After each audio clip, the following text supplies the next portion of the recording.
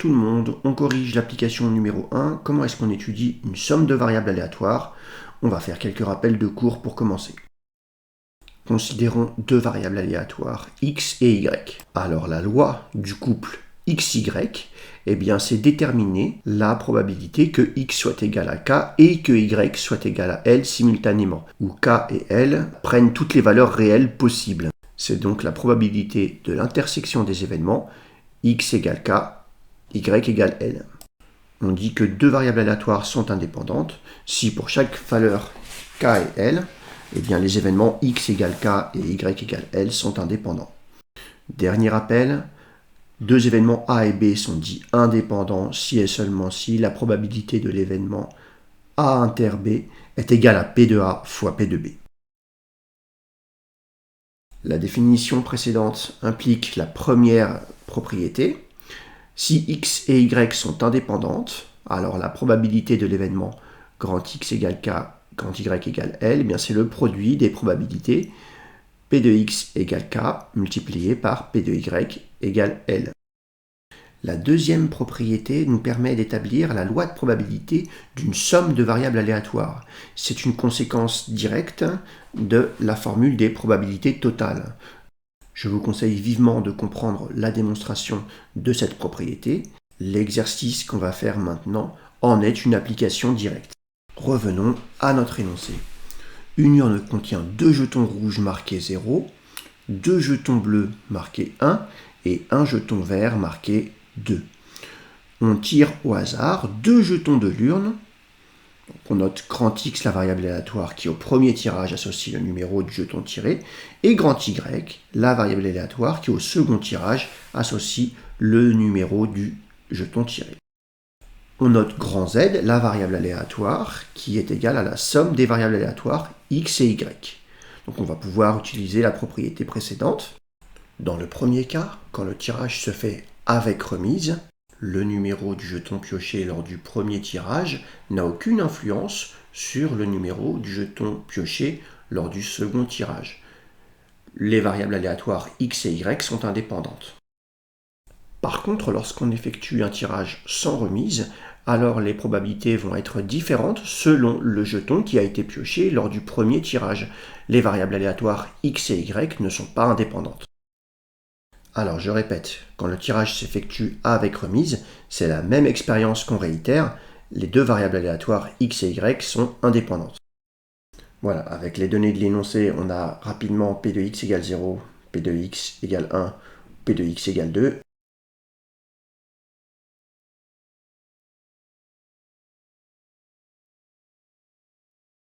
Déterminons la loi de probabilité de z. Donc dans un premier temps, P de z égale 0.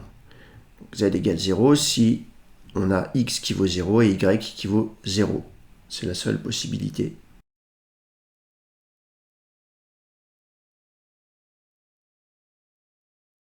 Comme le tirage s'effectue avec remise, encore une fois, x et y sont indépendantes, donc P de x égale 0 et y égale 0, et bien c'est égal au produit des probabilités, donc à P de x égale 0 multiplié par P de y égale 0.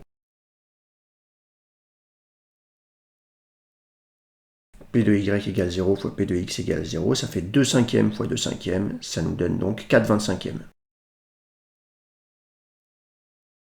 Z égale 1, les seules possibilités c'est x égale à 0 et y égale 1, ou bien x égale à 1 et y égale à 0. Dans les valeurs possibles prises par x et par y, il n'y a pas d'autre possibilité. Toujours par indépendance des deux variables aléatoires, P de x égale à 1 et y égale à 0, c'est la probabilité que x soit égal à 1 multipliée par la probabilité que y soit égal à 0. On fait pareil avec P de x égale à 0 et y égale à 1.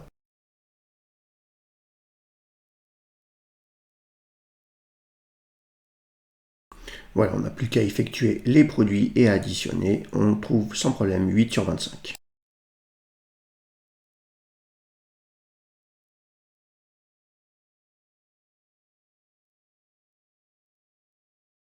Les valeurs possibles prises par x et par y pour que la somme des deux variables aléatoires vale 1, On peut avoir x égale 0, y égale 2, x égale 1, y égale 1, ou bien encore x égale 2, y égale 0.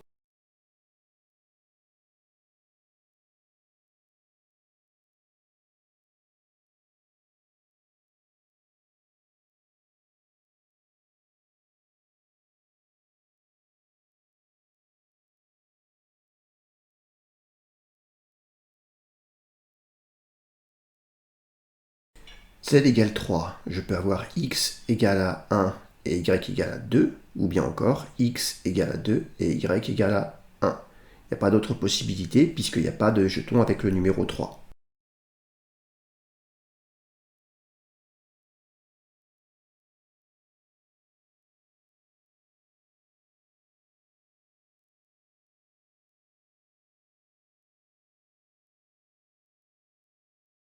P de z égale 4, c'est P de x égale 2 et y égale 2.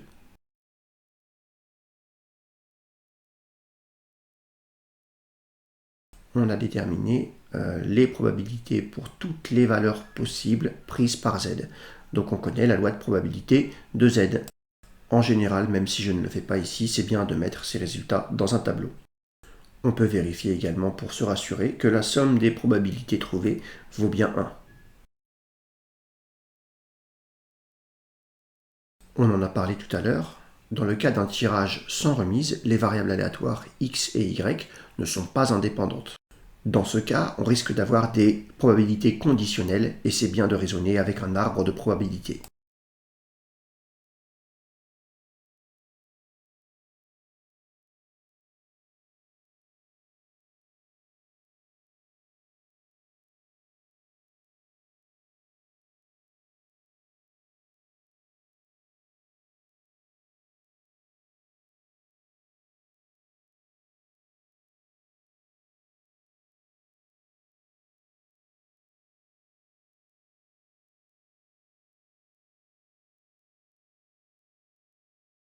Pour le premier jeton, on est exactement dans la même situation que dans le cas précédent. On a deux jetons avec le numéro 0, deux jetons avec le numéro 1 et un jeton avec le numéro 2.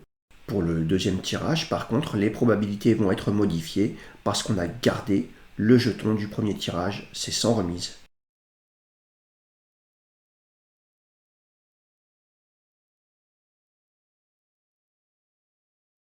Z peut prendre les valeurs 0, 1, 2 ou 3.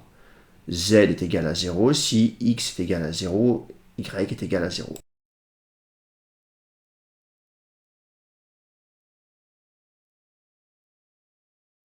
Attention, cette fois-ci, les probabilités n'étant plus indépendantes, x égale à 0 inter y est égal à 0, c'est p de x égale à 0 multiplié par p de y égale 0, sachant que x égale à 0.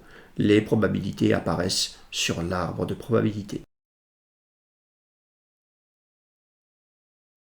Voilà, il suffit de refaire la même chose pour z égale 1, z égale 2 et z égale 3. On obtient donc la loi de probabilité de z dans le cas d'un tirage sans remise.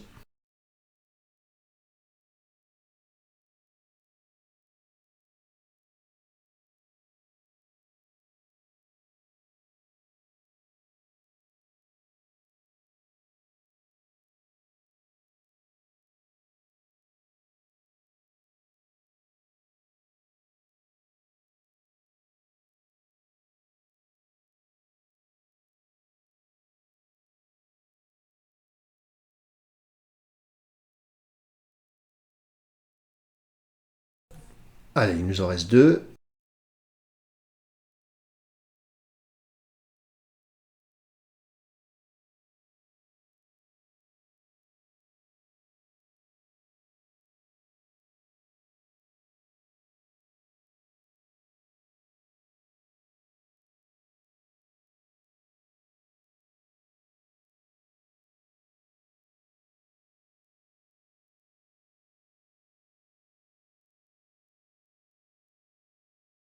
Pour que z vale 3, il faut que x soit égal à 1 et que y soit égal à 2, ou bien que x soit égal à 2 et que y soit égal à 1.